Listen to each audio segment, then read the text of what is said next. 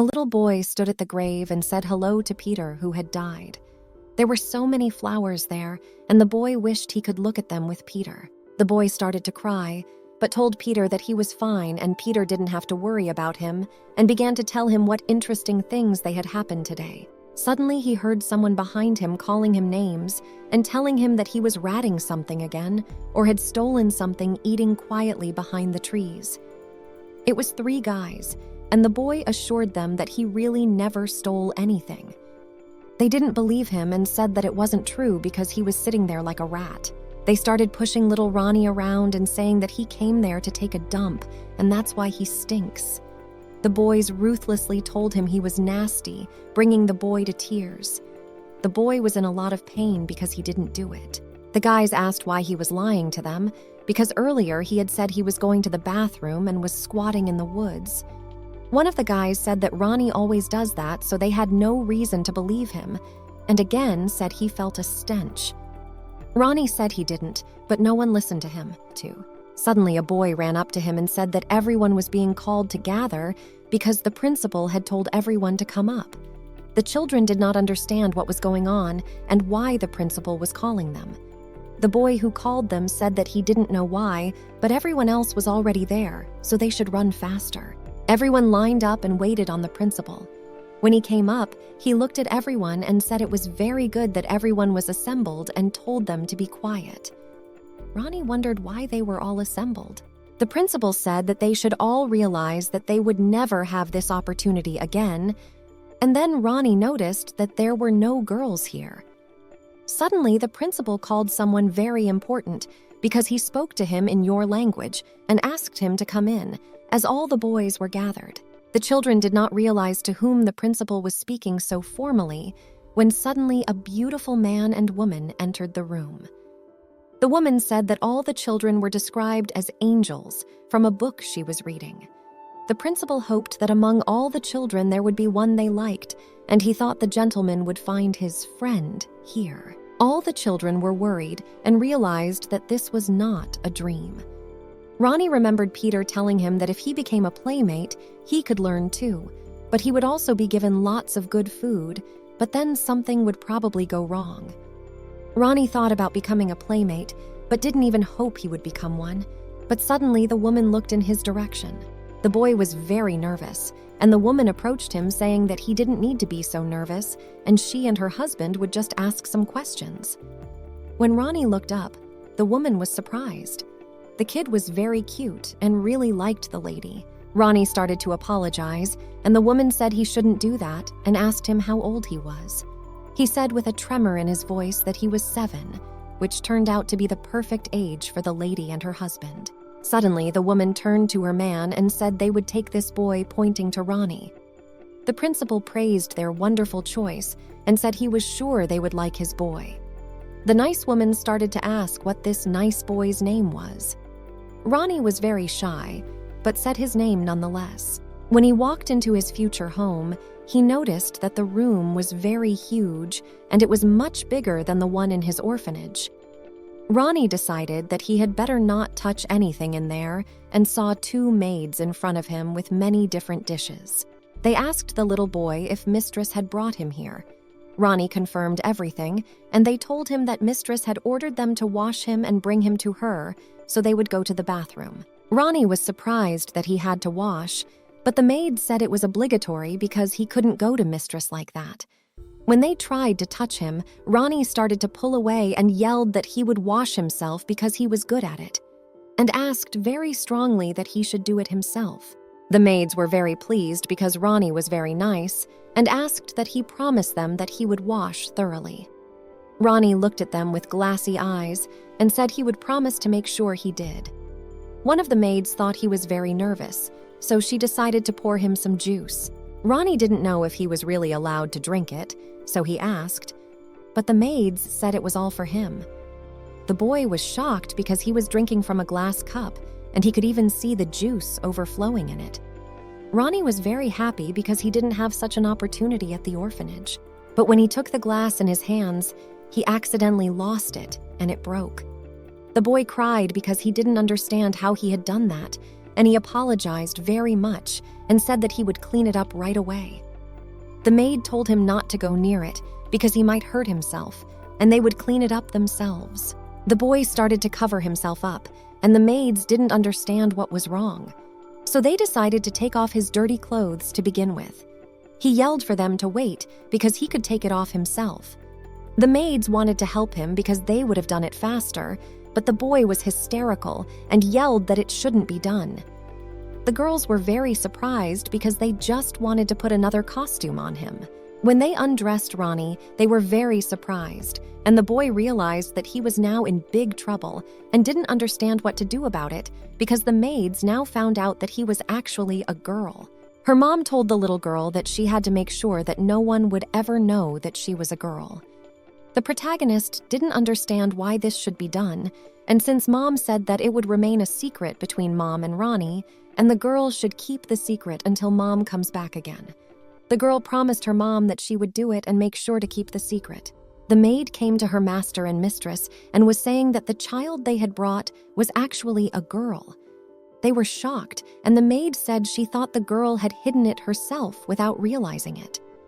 And the maid thought she should have said so and waited for orders on what to do about it. The man and the woman exchanged glances, and the Duchess said that first she must change and bring the girl to them. To the woman, the girl just seemed like a very sweet boy, and she had no idea that such a thing could happen. The girl sat in her room and did not understand what would happen to her now, because her mother said that she should not get caught, and the Duke himself wanted a boy. But she dared to deceive them and understood that they would be very angry and kick her out. The maid came up to the girl and said that they should go to the bathroom with her.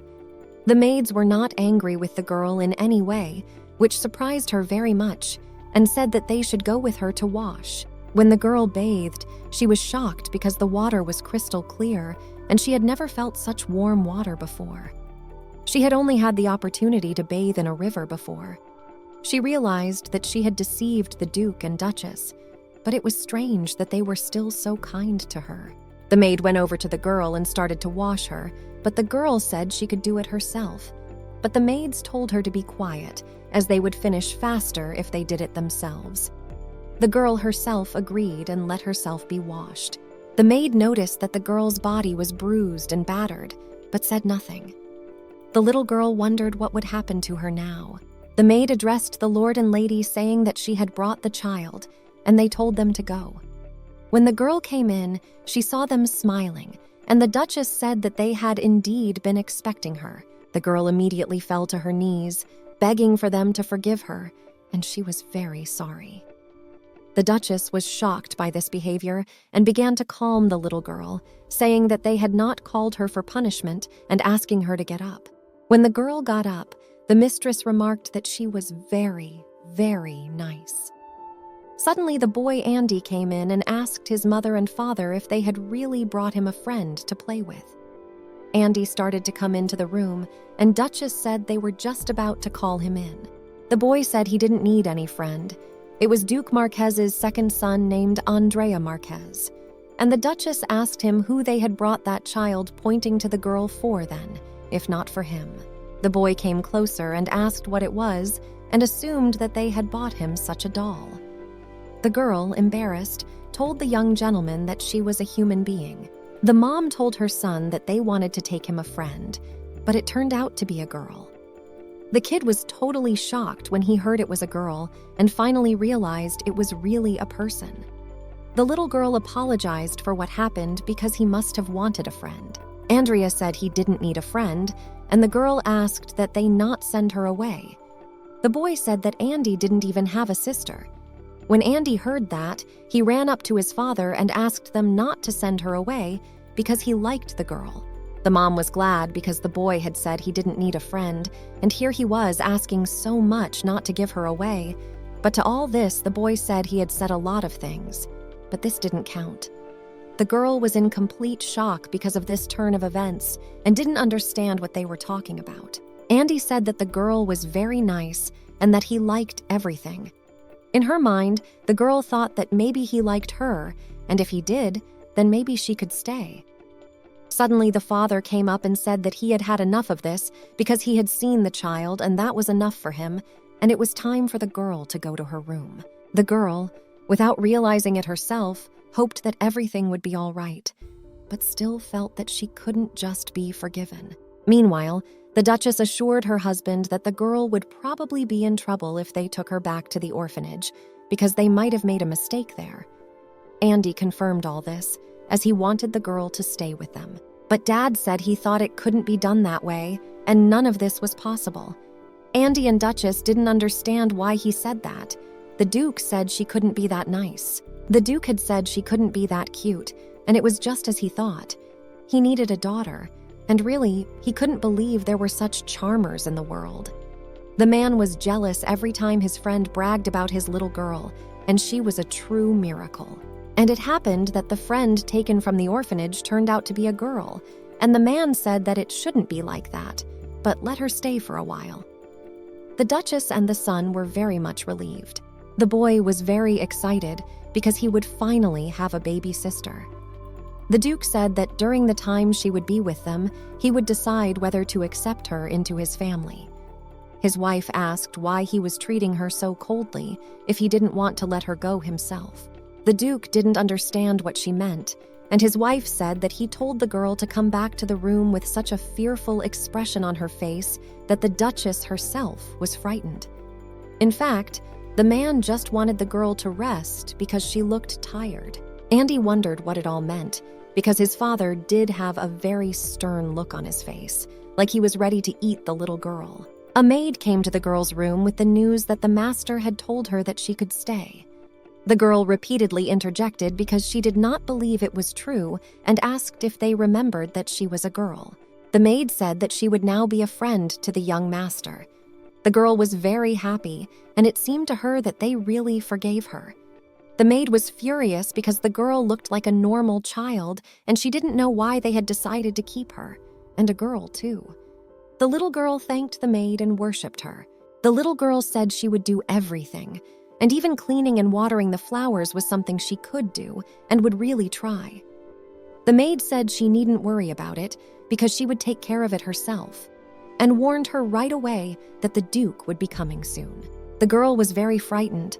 For the last time they had seen each other, he had been very angry with her, and she was very frightened. But the maid just asked her not to upset the master, and she calmed down. The Duke came in and asked if the girl had had a good rest. But he didn't see her because the girl hid at once. The maid said that if he was looking for the child, she was hiding behind the bed. The Duke went up to her. The girl assured herself that everything was fine and she needed to be calm because she had been told to behave well. The Duke asked if she had rested well, and the girl said she had rested very well and thanked him for letting her stay, also apologizing for not being able to say so at once. The Duke didn't understand how this 7-year-old had to live to be so afraid of people. The Duke told the girl that he was not there for her apology. The girl was very surprised, and the Duke said he was there to give her a new name because Ronnie was more suited to a boy. Earlier, the Duchess had told her husband that it would be good if he gave the baby a new name, for to his first child he wanted to give it, and it would suit her very well. The Duke told the girl that from now on her name was Ronnie Evelyn. The girl was shy when he told her the name, and the Duke thought she might not like it, but the girl smiled very broadly and said it was a very pretty name. Ronnie thanked the Duke very profusely. He smiled at the girl and turned to the maid, asking if the girl was put in this room. Upon learning that it was her room, he ordered that Ronnie be put in Sophia's room. Everything in the room was ready for occupancy, and the girl Ronnie was very surprised. The maid realized that this was Sophia's room, this younger sister of the Duke's, and was very surprised that he wanted her to give this girl Sophia's own room. The Duke was on his way out, but suddenly he remembered an important detail. The maid hoped he was wrong about the room, for the Duke could not give such a room to an orphan from an orphanage, and the Duke simply told the girl that they would all call her Roro and asked her to memorize it. The maid was out of breath with anger. The baby had a horror dream about being yelled at by the principal for Ronnie stealing food for the guests. The kid covered himself and said on his knees that he didn't do it, but the principal didn't care what he said and kept blaming the little girl, saying that Ronnie had the right to even tell her, let alone lie. Roro started to wake up, saying that she didn't do it, and wagged her head, showing a gesture of denial. The maid was angry because the sun was already up and the girl was still sleeping, so she decided to start waking her up. Through her sleep, the girl said that she was in pain. Suddenly, Roro opened her eyes and jumped up. The maid was startled and asked why the girl was doing that. Roro was glad because it was all just a dream and she was fine. The maid slapped her hand on the table and asked Roro if she was going to wash up because she was just sitting there staring at one point, and since she was awake, she should hurry up. The girl quickly got out of bed. Roro was very happy because everything that happened yesterday was not a dream, because they brought her water to wash her face. The maid couldn't believe that she had to take care of this child because she thought that Roro was just an ordinary child who was not different from her in any way, and she thought that this girl couldn't act like a princess. As the girl was wiping her face, the maid told her to get dressed quickly. When Roro saw her dress, she wondered if she could wear such a thing, and the maid did not understand why she was just standing there, and said that Roro did not know how to dress. But the girl quickly denied it and said she knew how to do everything. The maid told Roro to calm down, as she was the one who should be able to do it. She added in her mind that she could do it if she had any intelligence at all. Roro started to think about how to put it on, and suddenly she heard the voice of another maid yelling to the master not to run away from her, and Andy saying it was all right because his mother told him she wanted to see them soon. And Andy ran into the room. The maid caught up with him and told him to knock before coming in, but Andy didn't listen and told Roro that her brother would help her. The maid asked Roro how she had slept, and the girl bowed and said hello. The maid decided to ask how the girl was feeling, but Roro didn't know what she meant. The maid said she was just talking about her wounds, which hadn't healed yet. Roro replied that she was fine, but Andy didn't understand what she was talking about. But to all this, Roro said she was fine, calling the boy master. Andy didn't like that because he wanted her to call him brother and asked that Roro get dressed quickly because he would be waiting for her outside. When the boy came out, Roro went to the maid who had washed her last time and asked if she could not tell anyone about her wounds.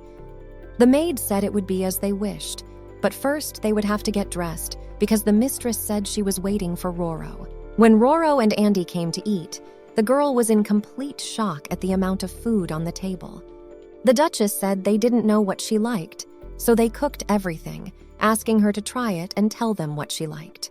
The girl sat with downcast eyes, and her mother asked her how she had slept and whether Roro had liked her clothes.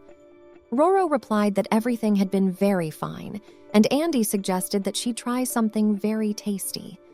It was very strange to Roro because she had her own plate. The boy piled the meat on her plate and said it was delicious if you ate it whole. The Duchess asked where Andy's manners were, and he just waited impatiently for Roro to try it. The girl herself had never seen such food. When Roro was eating, she was very cute, and Duchess wanted to rub her cute cheeks. It was incredibly delicious, and so Andy said that it was good for Roro to listen to her brother, for he would not advise her badly. The Duchess added that her brother mustn't be too picky about his food, and was very happy because Roro was good at eating vegetables. Mother was very proud of her, and Andy, to keep up, said he was just about to eat vegetables too. Roro put her hand on her plate, and Andy told her not to do that because she might get dirty. Andy lifted her hand up, and the girl's sleeve was a little torn, and the beading was visible. The boy asked her what was wrong with her arm. The Duke called the girl with him, and she did not understand where they were going. Suddenly, the Duke turned to Roro and told her that she did not need to rub her eyes with her hands and handed her a handkerchief. Roro thanked him. Never had anyone cared for her as much as her new family. The man remembered Roro on her knees, crying and apologizing for the many wounds on her body and asking not to be kicked out. Roro called herself vile and said that this place was really not for her. The Duke asked if he could ask Roro one question. The girl happily agreed, and the man began to ask if the orphanage director would have scolded her or beaten her if she had been kicked out then.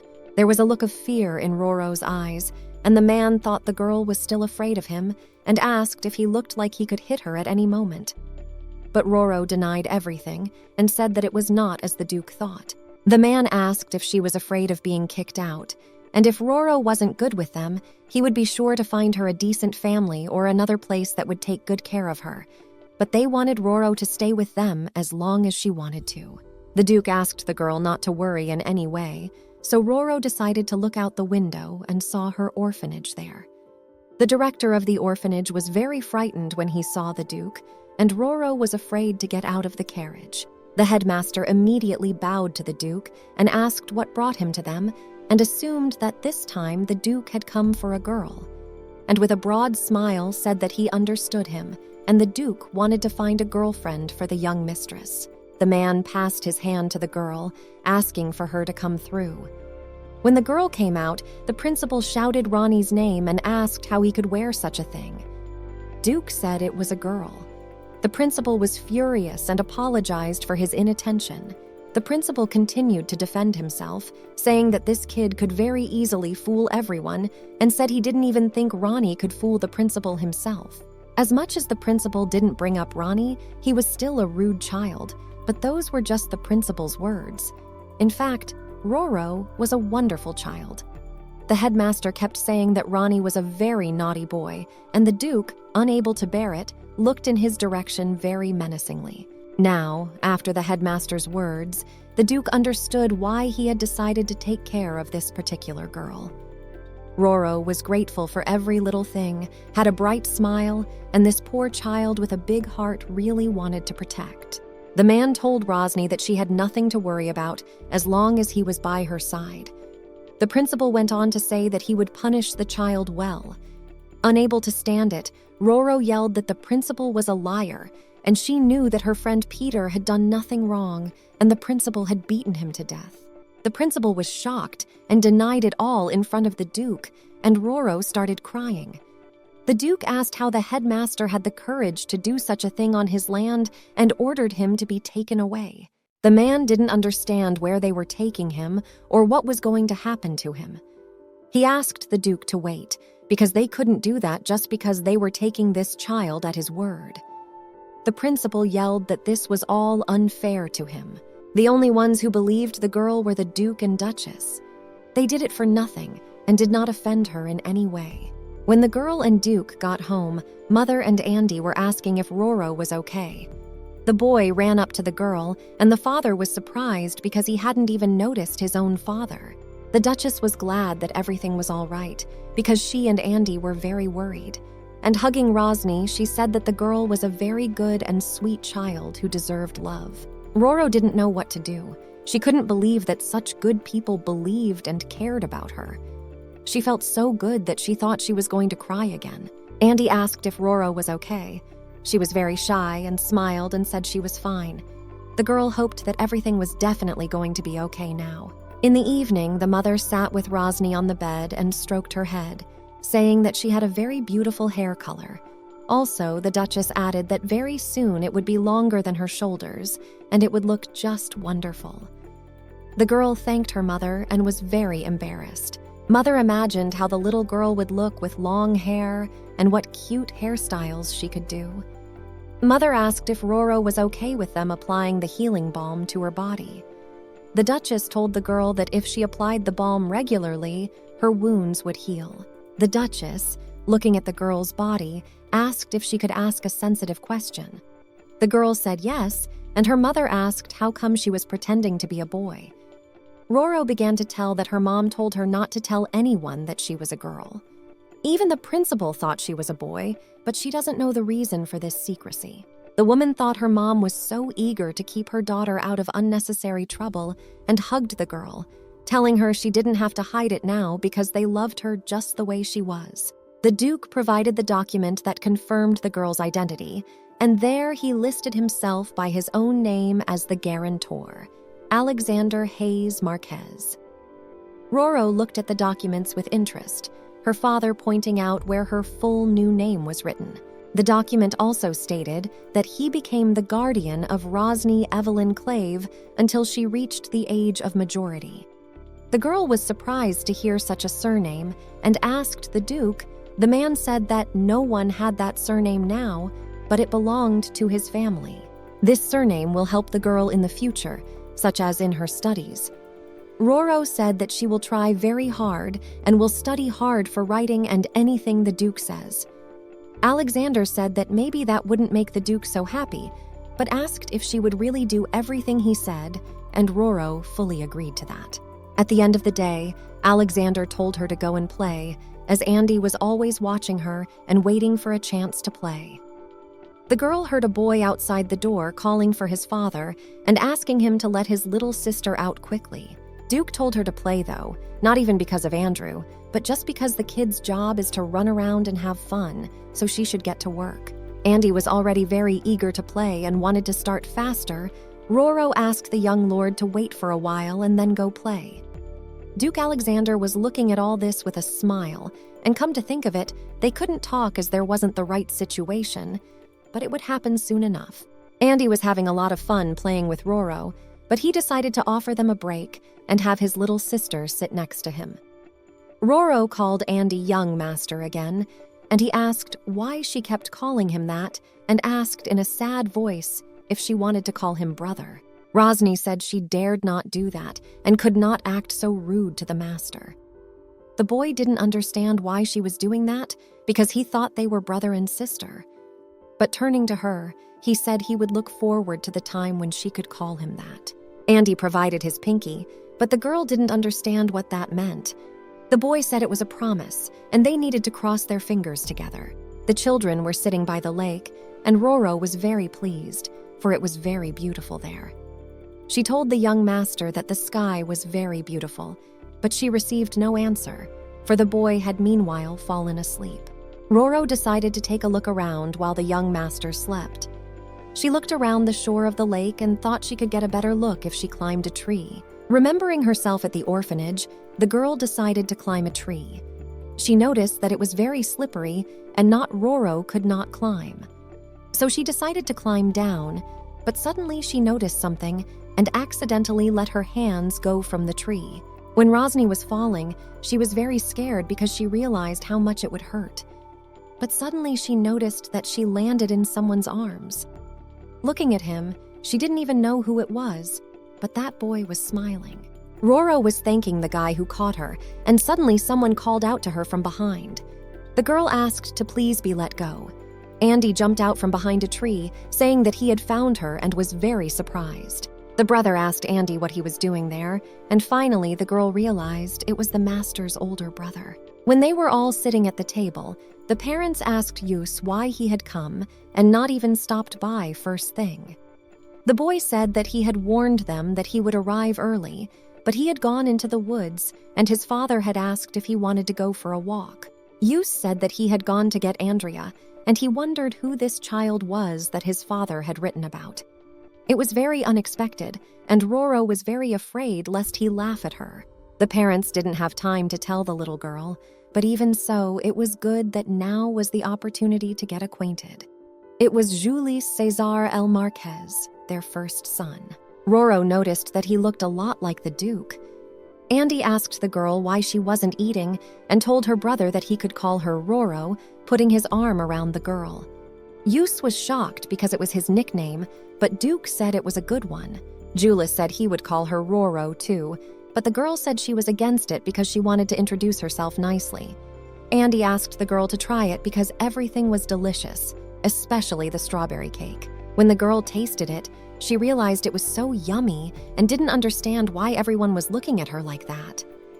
Roro turned to Andy, and he thought she just wanted to play and said that they would certainly play after lunch and her brother could play with them too, but that wasn't what she meant. Suddenly, a maid came to the Duke and said that they had guests. Everyone was surprised, for no one was expecting guests today, but she said that the Duchess Sophia, that is, the Marquis's wife, had arrived with her daughter. When the woman arrived, she asked where her brother was and was told that the Duke and Duchess were having tea in the garden. Sophia was very surprised and asked if he had guests. The maid replied that the Duke had brought a common child. Sophia approached Alexander and he asked what brought her here. She said that he had strange questions because she was coming to this time of year for good, and she didn't have more time to see her wonderful nephews. Sophia also asked how Pelsera, her brother's wife, was doing. She greeted the woman and said that if Sophia had warned her of her arrival, they would have prepared a place for her. But the Duchess said it was her fault because she had arrived unexpectedly. The Duke's sister remarked that Andy had grown a lot. The Duchess's daughter asked how her uncle Roro was doing and remarked that the girl looked like a princess from a fairy tale. Yus poured tea for his new sister. Sophia wondered because her brother had really taken a child from the orphanage. Earlier, the maid had told Sophia that the child had been clever enough to pretend to be a boy. Sophia realized that this girl only stayed behind because her brother's heart is too soft and Alexander is very kind. Sophia believed that the girl had taken advantage of the Duke's trust and even got a noble name. And when Sophia found out that the Duke had given away the room that Sophia usually used, the woman was furious and wanted revenge because she believed that Rosny had no idea who she had messed with, and that's why Sophia would kick her out of here. Andy was disappointed about Lydia and Auntie and was telling Rosny that. The girl didn't understand why he had such a hard time with them. The boy said that his aunt, as a teacher, told him to sit quietly and eat only healthy clothes. Lydia follows her brother around and treats Andy like a servant. She tells him to take things to her brother and tries to tell him what to do. Andy really hoped Lydia wouldn't come this time. Roro was shocked because such a beautiful girl and so badly behaved. But Andy said that it didn't matter now because he had Roro's little sister and they could play together. Andy took Rosny's hand and told her that he had so many interesting things to play with in his room. It hurt when he took her hand, and Andy was frightened and asked her if she had hurt her hand again. The doctor was treating Roro's wound and said that fortunately it was small and her arm wasn't badly hurt. He was very surprised because the wound didn't look like a fresh wound, and therefore the girl's stories of trying to climb a tree, it must be recent. Rosny said that her bruises went away very quickly, and even if she bumped herself, they healed quickly. The doctor had heard that the wounds were very serious, and now they were almost invisible. The man recalled that the Duchess seemed to say that they had applied a healing balm to her. The doctor asked the Duchess if she had really applied that healing balm. Pelsera said that although the balm won't heal her heart wounds, she would really like Rosny to get better sooner. The doctor was very glad that Rosny was better and asked her to call him if she felt ill. The girl bowed and thanked Sir. The doctor realized that Roro was as kind and sweet as the Duchess. Andy had said their doctor was very good and she had no reason to worry. Roro realized that everything was just as the young master had said, and the doctor was indeed wonderful. Roro thought about it and realized that she too wanted to treat other people's wounds. It was the first time the girl thought she wanted to do something. Roro used to think only of ways to lessen the pain, and all she had now was thanks to the Duke, Duchess, and young master. Rosny pondered how she could thank them, and suddenly a young lord knocked on the room asking if he could come in. Andy walked into the room with a wide smile and asked how she was feeling and if the treatment was over. Roro said she was fine, and the boy said they could go to his room then. But suddenly someone touched Andy's shoulder and said hello. The boy was very much startled. It was Lady Lydia, and it was very strange to her that Andy was so surprised, and it made her very sad. Lydia went up to the girl and said that she had heard her name was Rosny. The girl could not introduce herself properly before, so she came now, and she is Andy and Yusa's cousin, Lydia Rodham. Lydia said she used to feel very sad because there were no girls her age there, so she was very happy to meet her. Roro was also happy to meet her and thanked Mistress.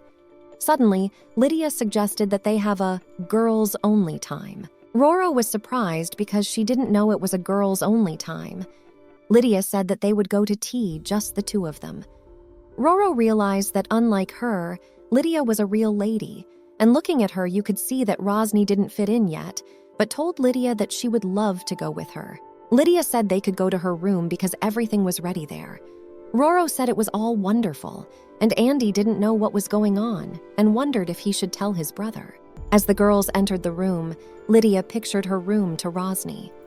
In the girl's thoughts, she thought it was very large. The maid was to bring tea and dessert. The maid brought them appetizers, and Lydia said it all looked very appetizing. The Duchess's daughter asked Rosny to try the tea. which was made from leaves grown at her home. Roro thanked her very much for the tea and decided to be careful because it was hot. The girl did not understand why the maid was looking at her like that. Lydia turned to Sally and said that it was not nice to look at a guest like that, and so the maid apologized, but said that as the daughter of a duke, the girl could not hold a cup with 2 hands and make such loud noises. This was ignorance of even basic manners, and it humiliated Lady Lydia, who shared the meal with her. Lydia ordered it to stop because ignorance doesn't equal a crime, and besides, it's not Rosny's fault. Suddenly, Yus came into the room and asked what was going on here. Lydia didn't understand what her brother was doing here. Andy ran over to his brother and asked where he was going. Yus said he had to go to practice. When the boy heard that, he said he wanted to see Yus's sword skills and asked him to go with him to practice. Yus didn't understand why the boy wasn't with Roro and asked what was wrong and where the little sister was. Andy said that Lydia had called the girl, but he and Rosny were going to play together since she was his sister. But apparently Lady Lydia likes Rosny too, or she's a cutie, so she took her away. Just realized that if you thought about it that way, the little blonde girl was really cute. He told his brother Andy that since they were the same age, they'd become friends faster than he and Roro.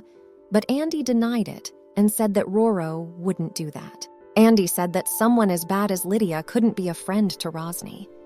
Yus stopped suddenly, and the younger brother bumped into him.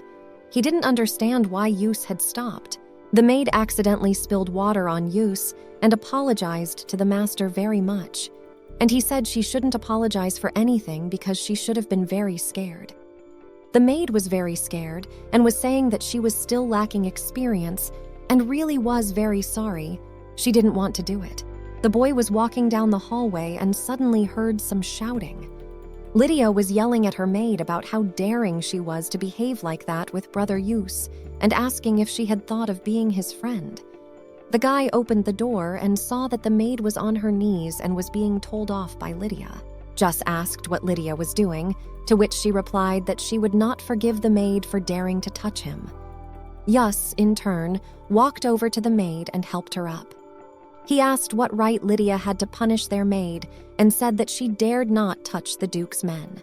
Remembering all of this, Yus turned around and started walking towards Lydia's room. Andy asked if they were going to practice, but Jus decided it was better to check on Lydia. Lydia didn't understand why her brother was here, and he asked how she dared to bully a child who had been welcomed into the family by the Duke. And had the Marquis's maid always been so insolent? The maid immediately apologized, and Lydia went up to Yus and said that it was just that she had trained her badly and apologized. Lydia said that she would apologize. She didn't get a chance to finish because Jus interrupted her with the words that the child was free to do whatever he wanted here, and he advised her to treat Rosny with respect from now on. Yus approached Roro. He said that the Duke would take care of the maid's punishment. Lydia said it would be as he wished and apologized to Rosny for not taking care of her. But Rosny said it was just her own fault, and it was no big deal. Lydia said angrily that they would be done for the day and they would have a good time again next time. Rosny was walking with Yus and thinking about how she really wanted to learn manners, and suddenly her brother told her that she shouldn't be so afraid. Rosny interjected. Yus said that this was their house, and Sophia and Lydia were only guests, and the girl noticed, to tell the truth, that the first young gentleman did look like a duke. Rosny realized that it could not go on like this, and that if you do something wrong, it makes everyone uncomfortable. Rosny decided that even if she couldn't thank all her new family members right now, at least she would be someone she wouldn't be ashamed of. The Duchess was drinking tea and asked the girl if she wanted to take etiquette lessons with her. Roro apologized and said that she didn't really want to do that, but just wanted to be near the Duchess during the lessons. The girl acted as Sophia had planned. Sophia said that if she wanted to act like a maid, she could stand as long as she wanted. But if not, they could start studying together instead, because it was much easier to study if you had someone to take an example from than to study alone. Rosny thanked the Duchess profusely. It was lesson time, and someone came into their room with the Duchess's permission. When Rosny looked at him, she was speechless because she saw Peter in front of her. Roro ran up to Peter and I was happy to see him. But the boy said he wasn't Peter and she apologized for her emotions. Sophia said Rosny doesn't need to apologize like that because that kid is her whipping boy. Little Roro was surprised and asked what that meant. The Duchess said that the children of nobles always have at least one child who will be beaten in class instead. Rosny was shocked because she didn't understand why little children were beaten. Sophia then asked Roro if she thought it was okay to use physical punishment on noble children, and since Rosny is going with Sophia, she will lend this boy Rosny alone for a lesson. In class, the teacher yelled at the girl, repeating that Rosny should not open her knees. She asked to try again. The Roro girl apologized for not being able to do everything perfectly, but got out of the pose again and asked to repeat. Lydia was telling the teacher not to swear too much because the Rosny girl didn't have a chance to learn all this. Roro's legs hurt a lot and it was hard for her to stand. In the evening, Roro was telling her mother about her etiquette lessons. The Duchess was surprised, for the little girl was too young for that. But Rosny kept asking for permission and telling her mother that she would not inconvenience them. But that's not what the Duchess meant, and it's just that while Roro is still young, she needs to play more. Rosny said she could handle anything. The mother remarked that since Rosny was living with them, it was the first thing she had asked for, and so the Duchess agreed and said that if she found it difficult, she could stop doing it. The girl was very happy and said she would try her best. The girl was barely allowed to do it, and so Rosny decided that she couldn't give up.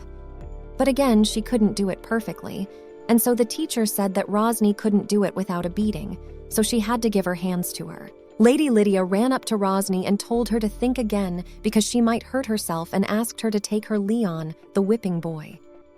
The girl didn't want anyone to suffer and decided she would take the punishment herself because it was her fault and she couldn't make anyone else responsible for it. Lydia asked if she meant to offend her and the other nobles with those words, but that was not what Rosny meant, and so Lydia said that was her right.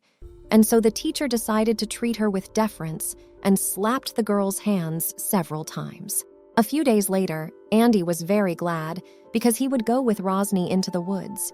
He was very glad because it had been a long time since they had played together. For something, the boy had fencing lessons with his brother and the girl had etiquette lessons, and they were suddenly so busy that they could not play together properly. When Andy saw Roro, he was very happy to see her, a little frightened when he saw that the girl looked strange. Roro assured him that she was fine, but the boy said he couldn't help worrying because a few days later, Rosny was a skeleton. The girl still had a lot to learn, and Andy didn't understand why she had been turned into a walking skeleton and questioned who had done it because he wouldn't forgive him for it. Suddenly, Roro was crying, and the boy didn't understand why. Andy asked who had made his little sister cry, but Roro said that she was all right, and it wasn't anyone's fault. Suddenly, Yus came in and saw that there were cookies on the floor and told his brother that if he scattered them all over the floor, Mommy would scold him. When Rosny saw her big brother, she decided that she didn't need to show her face like that to the first young master and started to run away. Rosny didn't want to be seen in that state. The girl ran away, but Yus stopped her and held her back, saying that he would hear them out first. Yus asked Roro if she was sure she didn't want to tell him anything. He said all she had to do was tell her big brother about the problem. He'd scold everyone. But Roro said it was really nothing like that, but that she just wasn't feeling well. His brother asked where she was hurting and suggested that they go to the doctor soon. Yus told Andy to get the basket of cookies off the floor and bring more snacks, but the boy thought it didn't matter now because Roro wasn't feeling well. The young gentleman said that Andy must not forget that he scattered the food around the room and ordered him to do what he says because there is no way you can do that. Yus told the girl that Rosny should not hide it, but the girl pretended not to know what he was talking about, and suddenly, the young gentleman knelt before her and held out his hand to her. Roro said that he should kneel down in front of her because she was just a normal girl and he was the son of a duke. But the boy silently took her hand, and Rosny again kept saying that she was really fine. The young duke wouldn't listen to her and said she really wasn't fine. She needed to have her wounds treated. Guy pulled out his wound care product and treated her hands, wondering if Rosny was really sick. When use was done, he said that Sis would feel better soon. Rosny thanked him very much and asked how the young master could be so humiliating. But he said she shouldn't worry because he would take care of everything and told her to rest. The older brother started to leave, but Rosny caught up with him and said that she wanted to go with him because she didn't want to be alone. The boy did not understand what she meant, but suddenly he looked at the fireplace and noticed that it was not lit, and the girl was alone in the room without a maid. Yus thought this was strange. The master remembered walking by the maid's room and hearing about someone hiding something and wanting everyone here to turn the house upside down. One of the maids who served the girl had said that she was very annoyed with the child and didn't understand why they had to take care of her. But now the maid thought the girl would understand her place. Yus realized that this conversation was most likely about Roro. The young duke didn't understand why no one knew, and he didn't want to believe it, because her mother and father had cherished this child and were afraid to use her, and the maids were doing such strange things to her. The maid came to the Duchess's room and said that the young master had called for her to come and said it was very important. Yus asked Mama to come to Rosny's room for their talk, and Mama should understand everything when she saw it. The Duchess was surprised. Sophia asked what had happened, but the Duchess said that her eldest son was calling her to talk in Rosny's room. Sophia smiled evilly at such news, but said it was okay because she just had to pick up Lydia and they could go together. By the way, Sophia asked Pelsera if she was sure she wanted to punish her maid, because kicking her out for just one wrong word is wrong. The Duchess said that the Duke is her husband and Sophia is his sister, and Rosny is the child the Duke brought into the family, so to speak to her in such a careless tone is to disrespect the entire Marquez family. Sophia agreed, but in her mind she didn't understand how the Duchess dared compare this child to her, a direct descendant of the Marquez family. Sophia wanted this to be over soon, because she never liked the Duchess acting like the mistress of their family.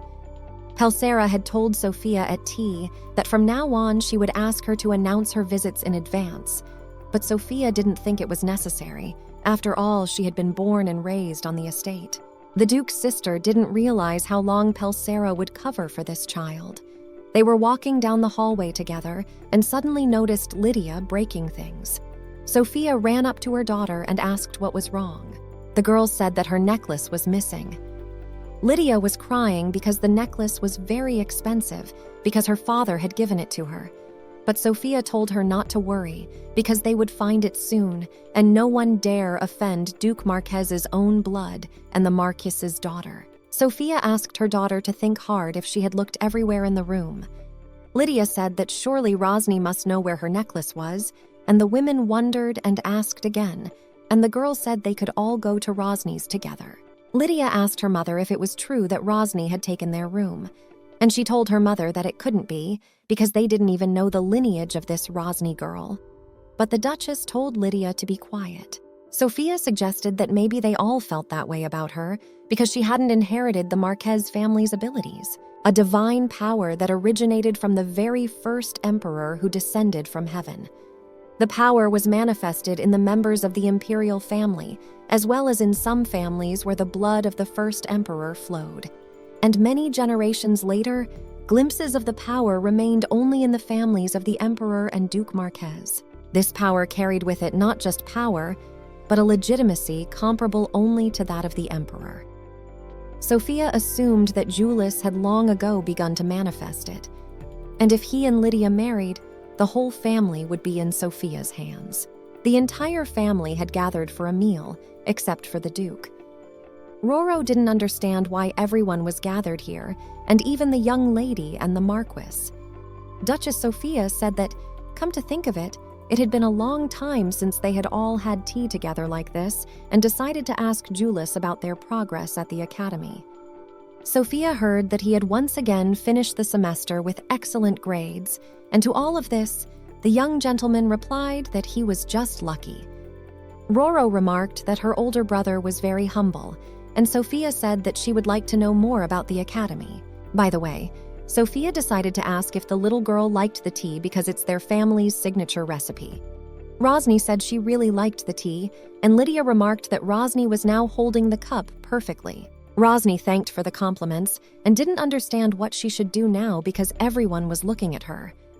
Suddenly, the maid accidentally spilled Lydia's tea, but Sophia's daughter said it was no big deal and it was fine, but she was only sorry that the carpet was now stained. The maid bent down to clean the floor and suddenly noticed something on the floor. She turned to Lydia and said that she had found her necklace. Lydia didn't understand how it had happened because it was her necklace. Everyone started looking at Roro. Sophia's daughter was furious. She started yelling that Roro was a thief and decided to hide the necklace until they left. But Rosny said she never even had that thought. Duchess Sophia said it was an unprecedented impertinence. The Duke's sister began to rebuke Pelsera that even though their family had shown her favor, Rosny had committed a despicable act by stealing someone else's. Rosny tearfully said that it really wasn't her, and this was the first time she had seen the necklace. The Duchess continued to drink her tea quietly. Sophia shouted at the girl for daring to refuse and said that it meant that Rosny was a man without a conscience. Rosny looked at her brother and assumed that the first young master was angry with her, and the girl was very frightened. Rosny decided that she had to prove that she hadn't stolen, but she was afraid to say a word. Suddenly, Pelsera stood up and said that enough yelling and she wouldn't forgive them for even touching that child, and they were accusing her baselessly. Sophia was shocked and questioned what she was saying and thought she was suspected. The Duke's wife didn't even know it would happen like this, and wondered then how long Sophia was determined to lie so brazenly. But Sophia kept saying that Pelsera didn't understand anything. The older gentleman stood up and said enough of this screaming and asked Sophia how she could call herself an adult after this. He turned to his sister and said that everything was fine and she shouldn't worry as they would protect her. Yus hugged Rosny and assured her that she shouldn't worry because she was protected.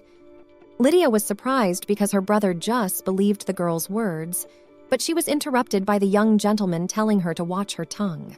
Madame was also surprised, and Sophia said that despite having evidence, Yus only believes the words of some child and told Pelsera that it was a direct insult to the Marquis Rodham family, and promised she wouldn't just let it go.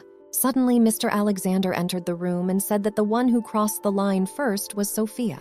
The Duke's sister was very much frightened when she saw her brother and began to run to him, asking him to listen to her. But he walked past her and approached Rosny. The man took her pen and said he didn't know anything and apologized. The one who was behind everything that happened was Sophia. Duchess Sophia immediately started to deny everything and said that she did not hit the girl, but her tutor did. The Duke didn't want to hear it and said that the one who hired the teacher and allowed her to use physical violence was Sophia, and he, as the legal guardian of the child, had the right to punish her. Alexander told Sophia that she had better find a new godfather for Lydia. Lydia was furious because this girl had taken away her brother Jus and her own uncle. Mother went over to Rosny and told her that she must have been very frightened and asked her to wait a little while because it would soon be over. Sophia began to defend herself and told her brother that he should realize that disowning the Marquis of Rodham's family did not bode well for him, and asked if he was willing to abandon even her and Lydia for some girl. But the Duke said firmly that Rosny was not a child they could do with as they pleased, because Rosny would be their daughter. Rosny was very surprised to hear that she would be their daughter. Lydia said her uncle couldn't do that and couldn't banish her in favor of this orphan. But suddenly Sophia turned around and told Lydia that all this was enough. Her daughter tried to stop her, but her mother was leaving, and Lydia followed her, glaring angrily in Rosny's direction. Andy walked over to his little sister and asked if she was okay, hugging the girl. He said that he had told Daddy everything, and that they had dared to hurt her and bully her. The mother asked the girl if she wanted to go for a short walk with Andy. Rosny was surprised, and Pelsera said that very beautiful flowers were blooming at this time of year. Roro and Andy were very excited and decided to hurry up and go for a walk. Alexander had said that children should not witness such scenes, and now he angrily ordered all the servants of the house to be summoned. Roro and Andy were walking down the hall, and the boy asked, "Is she really just going to give that to the maid?"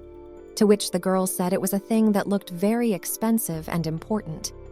Andy assured her that such kindness might put her at a disadvantage. Suddenly, the children saw Lydia in front of them, yelling at Ronnie for daring to take her place. The Duchess's daughter ran up to Ronnie and raised her hand at her, shouting, "Who is she anyway?" But all of a sudden, Andy stood in front of the girl, and he got the whole blow on his cheek. Lydia asked why he stood up for her, and the boy said that he loved her very much, and it was all because of Roro, his little sister. Roro was very worried about the young gentleman, his cheek, and Andy asked if she'd seen how cool he was, and anyone would have thought he was a very cool older brother. Ronnie was very nervous and told her brother that he needed to get the wound treated sooner rather than later. Lydia started yelling again that Roro didn't understand that her very existence was an inconvenience to this family. Andy ordered her to watch her language because he wouldn't let anyone hurt his little sister. But suddenly Ronnie stood forward and asked her to stop it. Ronnie walked over to Lydia and placed her necklace on her hand with words of great appreciation. Lydia didn't understand what it meant and asked Ronnie. She said that thanks to Lydia, she could learn a lot, and she would take her words to heart and try never to make people uncomfortable, so Lydia didn't have to worry about that. Finally, everyone gathered and discussed the situation. Many of them thought that someone had done something wrong by calling this meeting so suddenly. One of the women was worried because she had just packed her things after Madame and my lady's sudden departure, and now she was standing there as if she was waiting for her punishment. The maid who loved Roro realized that the Duke and Duchess had probably already found out about everything that was going on. Everyone continued to fuss and wonder at seeing each other. The maid recalled the moment when Ronnie's maid had taken the wood from the girl's room with the words that she had enough of what she had left, and together with the other woman had laughed at the fact that Ronnie might be all weepy and noisy by now. The insolent maids didn't understand why the orphan from the orphanage decided to take on the role of a princess. The girl who really loved the girl looked at all of this with despair. Although she saw it all, she couldn't stop it. The maid thought she should have just treated the girl better, but as expected, she made a mistake. She felt very sad about it and realized that she would probably be punished. The maid recalled Lady Lydia throwing things at her and raging because the maid did not immediately comply with what the Duchess's daughter said. The boy tried to calm Lydia down, saying that this was the Duke's house and she could not spoil his property. But Lydia screamed that someone was humiliating her and laughing at her. Lydia turned to the guy and slapped him with words about how he was a slave brought here from another country and he should not open his mouth. Lydia chased him away and told him that she alone determines their fate here, up to and including life and death. The Duke came and asked his subordinates if they knew the reason why he had gathered them together. Alexander first approached the woman who was assembled with the lady and asked her what her fault was. The woman faintly said that she did not know the reason why he had gathered them and called them here. Alexander told the woman that she had recklessly used corporal punishment on a child who would soon become part of the Marquez family, and asked if the teacher would plead guilty. The woman asked that the Lord wait to jump to conclusions because she had only followed Duchess Sophia's orders and done what she wished. The Duke asked angrily how dare she call that woman a duchess. The Marquesa had not held that title for a long time, so he assumed that the woman was deliberately mocking the Marquesa family. The man said that he had stripped her of that status she had been given by the previous Marquez and gave the order to send her away from the estate. The woman fell to her knees, and everyone else brightened when they heard that Sophia had been sent away. They didn't understand how this could be. Of course, one might have thought that banishment was an overly harsh measure, but if the Duke hadn't reacted so harshly to the situation, the child might have faced the same ordeal again. The Duke emphasized that he would now summon everyone one by one and question them about their provinces.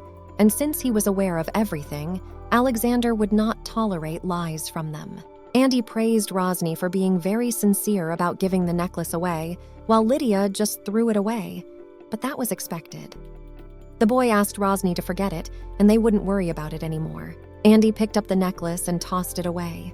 Ronnie was shocked at the young gentleman and remembered that they needed to treat his wound right away.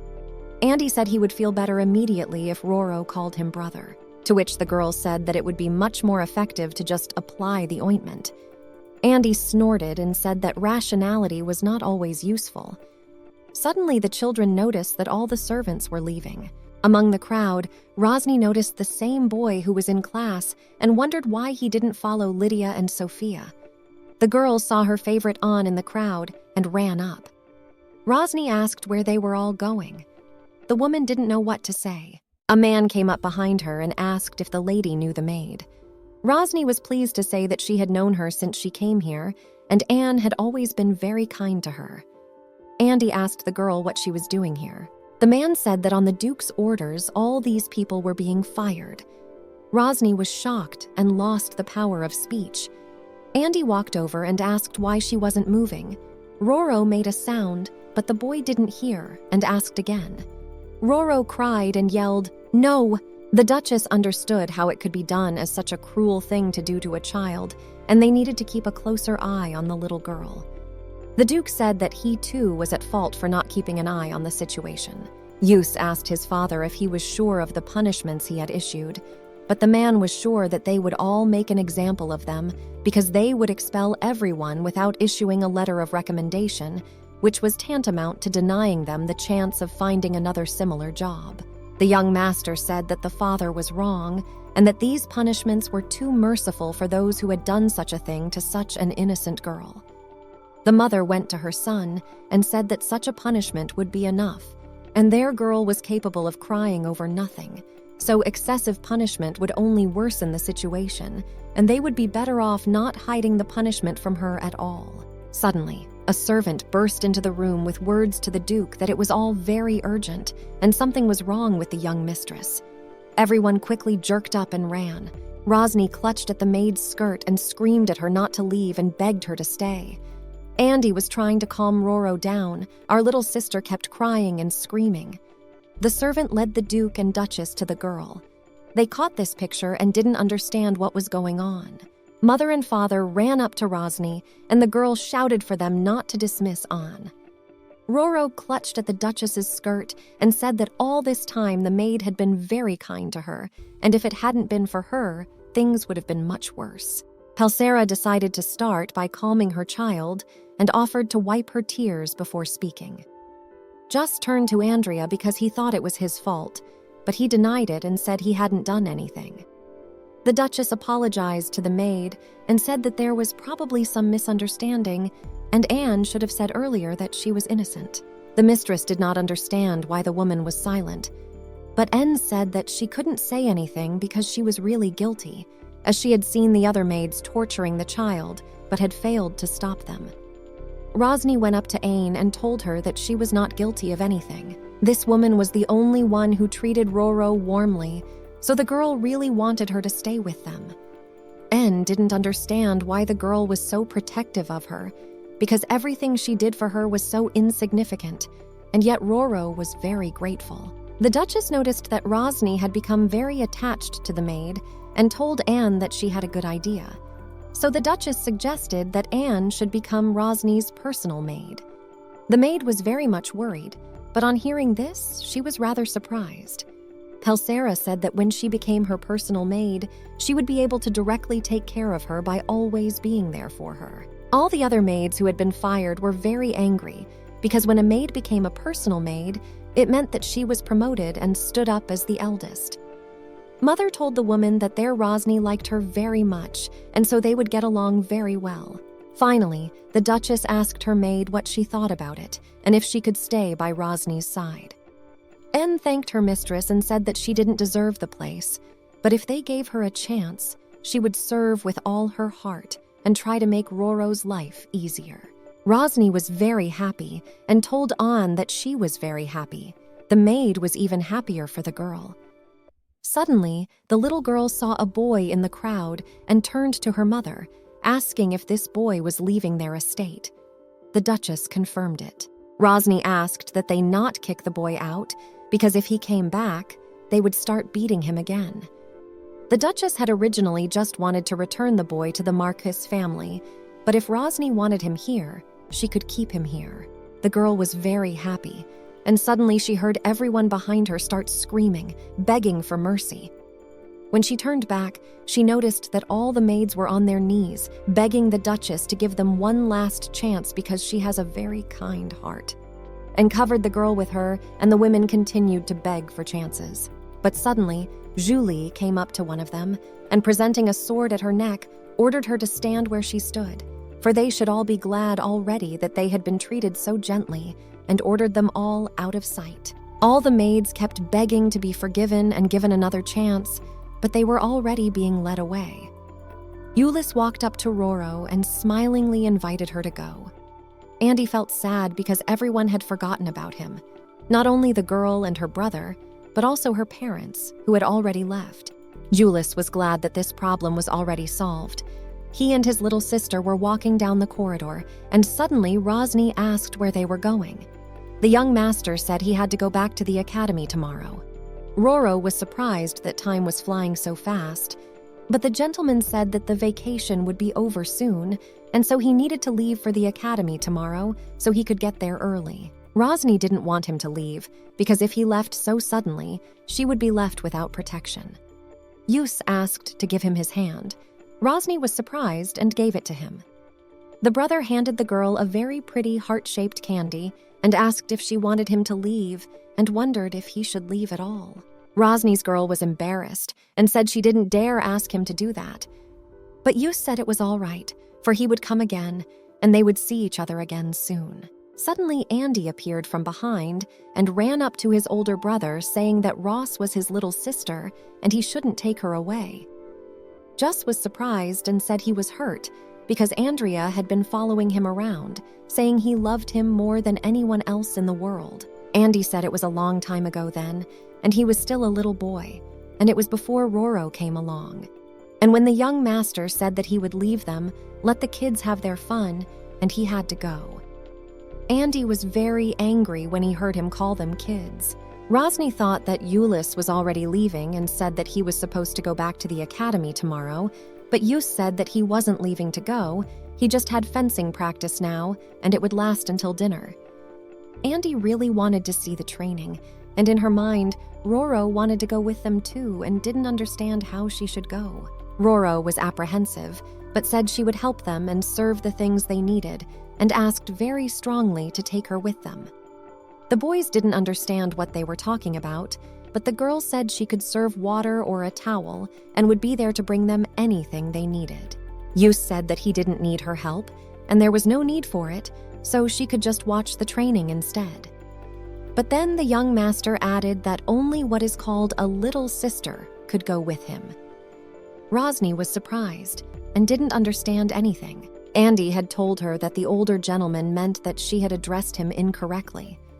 Roro knew right away what they meant because they had wanted Ronnie to avoid addressing them with formalities before.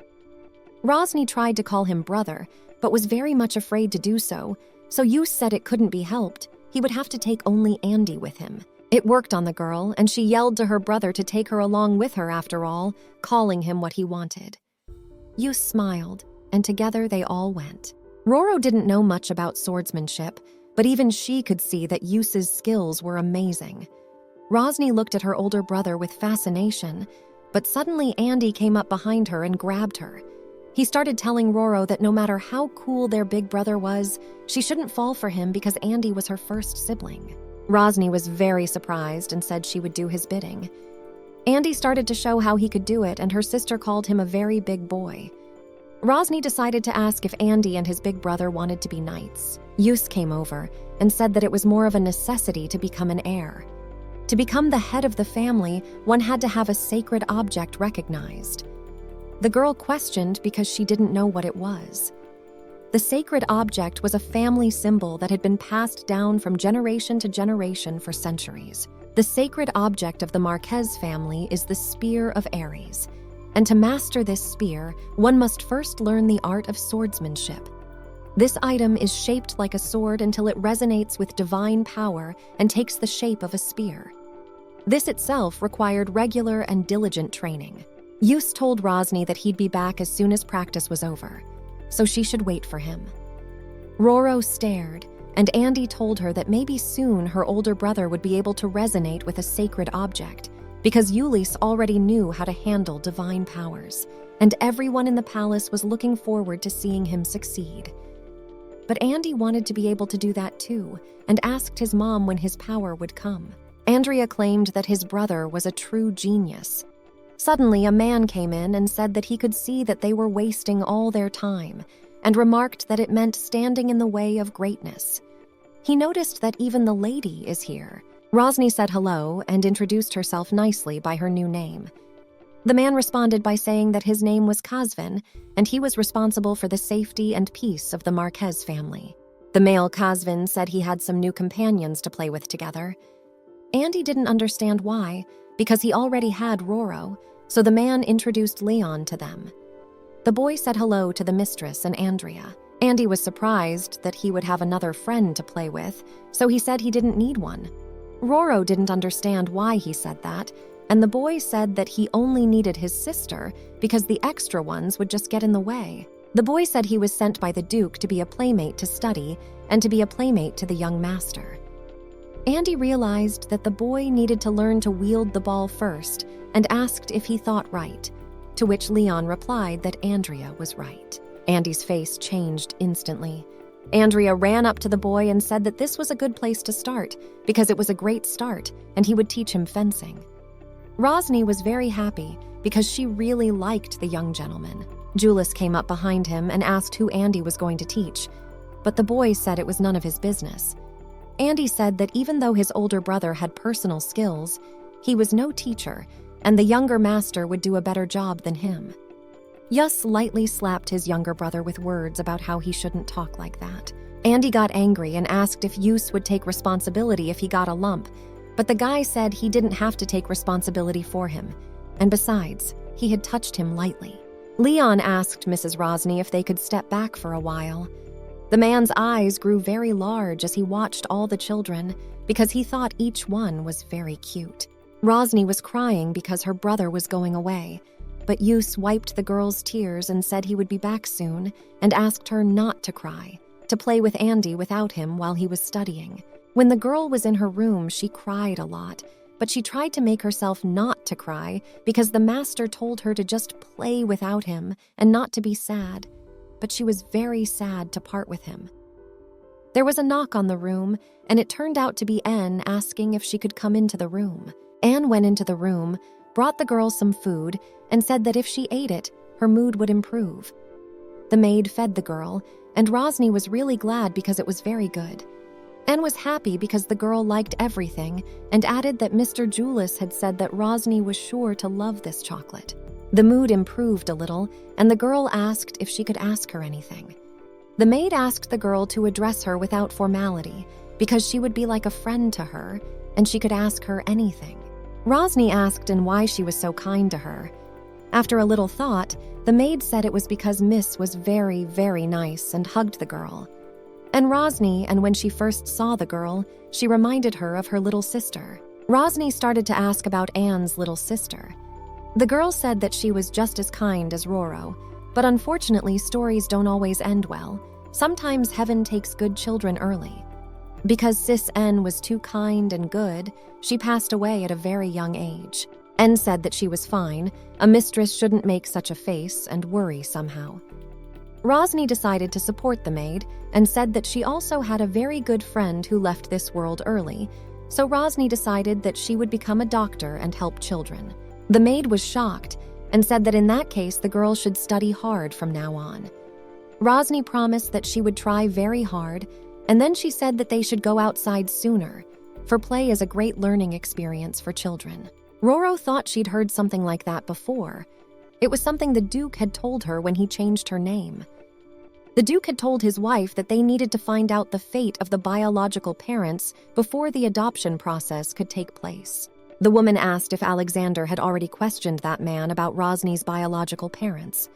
Herzog told Pelsera that there was almost no reliable information from him, but he had said something in prison. At the end of the interrogation, Duke was trying to make sure he had learned all the information.